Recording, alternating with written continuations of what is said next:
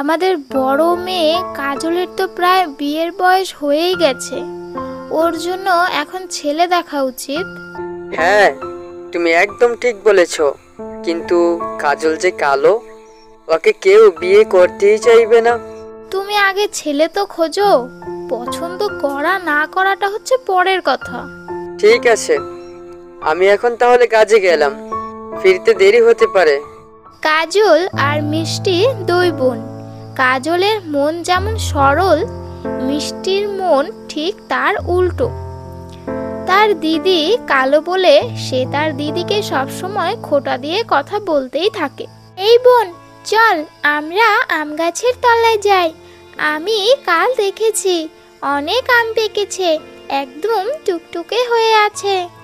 আমি তোর সাথে কোথাও যাব না, তোকে দেখলে লোকে হাসে। তোর ছোঁয়া লাগলে আমিও যদি কালো হয়ে যাই। এমন কথা বলছিস কেন বোন? ছোঁয়া লাগলেই কি কালো হয়ে যায় নাকি? তোর নামটা যেমন কাজল, তুইও এমন কালো, দেখতেও কাজলের মতোই, একদম মিলে গেছে। মিষ্টি, বড় বোনের সাথে কিভাবে কথা বলতে হয় এখনো শিখিস নেই? এমনও তো হতে পারতো কাজলের জায়গায় তোর গায়ের রং কালো হলে তখন তোর কেমন লাগতো শুনি?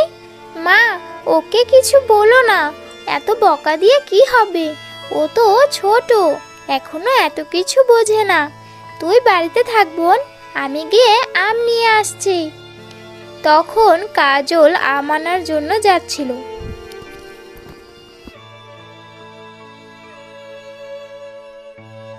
কি রে কাজল, আম নিতে এসেছিস?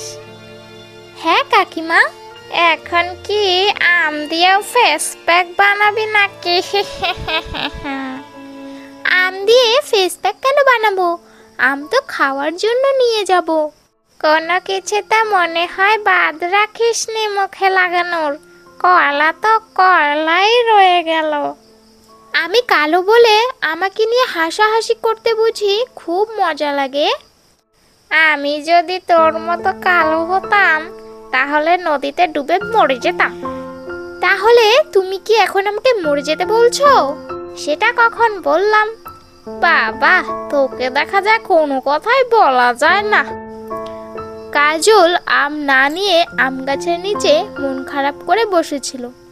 আমাকে কেন তুমি কালো বানিয়ে পাঠালে ভগবান? আমার গায়ের রং কালো বলে কেউ আমার সাথে একটু ভালো করেও কথা বলে না।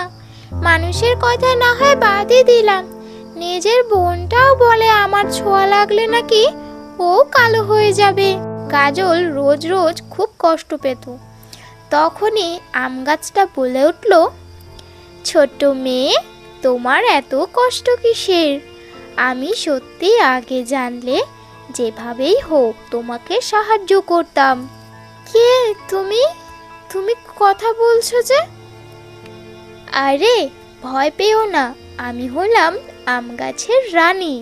তোমার কষ্ট দেখে আমার খুব খারাপ লাগছে। তুমি দেখো, একদিন তোমার সাথে ঠিক ভালো কিছু হবে। আমি বাড়ি যাই, মাঝে মাঝে আসবো তোমার কাছে গল্প করতে, কেমন? হ্যাঁ, অবশ্যই এসো, আমি তাহলে অনেক খুশি হব। বলছি যে শোনো, কাল আমাদের মেয়ে কাজলকে দেখার জন্য পাত্রপক্ষের লোক আসবে। কাজলকে একটু ভালো করে সাজিয়ে গুছিয়ে রেখো তো, কেমন? ঠিক আছে, কিন্তু আমার খুব চিন্তা হচ্ছে, ওনারা কাজলকে যদি পছন্দ না করে?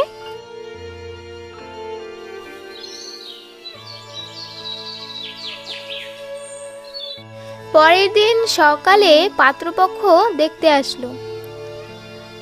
আপনারা আপনাদের মেয়েকে নিয়ে আসুন, দেখি আপনাদের মেয়ে কেমন রূপবতী।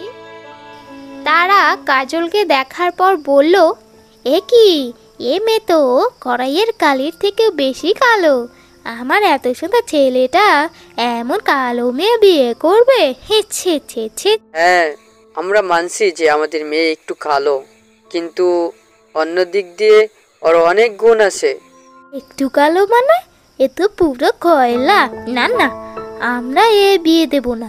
চল খোকা এখান থেকে, বেকার বেকার আমাদের সময় নষ্ট হলো। তারা অপমান করে সেখান থেকে চলে গেল।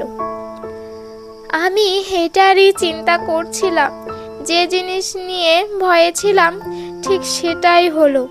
আমাদের সবারই কপাল মন্দ। আমাদের মেয়ের যে কি হবে কিছুই বুঝতে পারছি না। দিদির বিয়েই হবে না। কেউ বিয়েই করবে না। এত কালো বলে কে পছন্দ করবে? মিষ্টি, এসব কি কথা বলছিস? মুখ সামলে কথা বলবি। এরপর থেকে যদি আরো তোর দিদিকে নিয়ে মস্করা করতে শুনেছি তাহলে তোর কপালে অনেক মার আছে বলে দিলাম।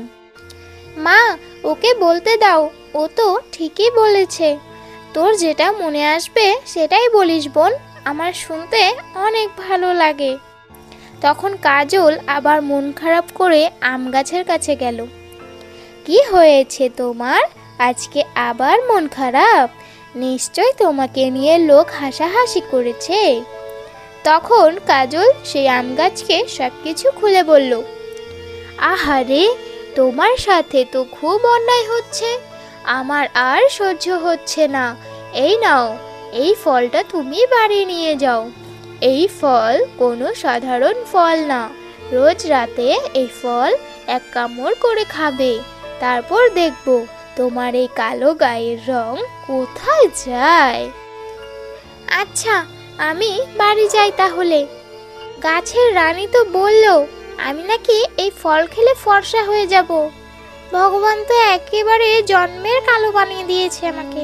এই ফল খেলে কি আর ফর্সা হব? তাও খেয়ে দেখি। সেদিন রাতে কাজল সেই ফল খেয়ে ঘুমিয়ে পড়ল। তার পরের দিন সকালে,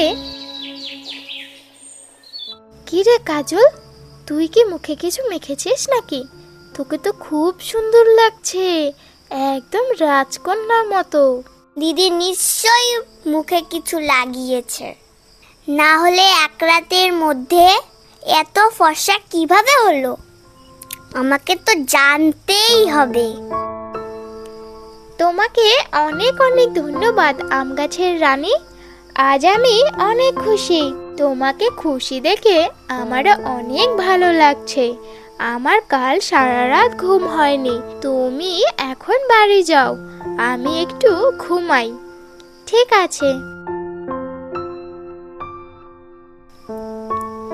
এই দাঁড়াও, তুমি সেই মেয়ে না যাকে আমরা কাল দেখতে গেছিলাম? হ্যাঁ কাকিমা, আমি সেই মেয়ে। তাহলে তুমি এক রাতের মধ্যে এত ফর্সা আর সুন্দরী হয়ে গেলে কিভাবে? তোমাকে দেখতে তো একদম কয়লার মতো দেখাচ্ছিল। এত কথা বলার সময় নেই কাকিমা, বাড়িতে অনেক কাজ পড়ে আছে। তুমি যদি কিছু মনে না করো তাহলে আমার ছেলের সাথে তোমার বিয়ে দিতে চাই। আমি কি তোমাদের বাড়িতে আবার যাব কথা বলতে? না কাকিমা, আমি আপনার ছেলেকে বিয়ে করব না। যার মন মানসিকতা এত নিচু, আমি কালো বলে পছন্দ করিনি আর এখন পছন্দ হয়ে যাবে আমি ফর্সা বলেই? এমন বাড়িতে আমি বিয়ে করব না। আসি।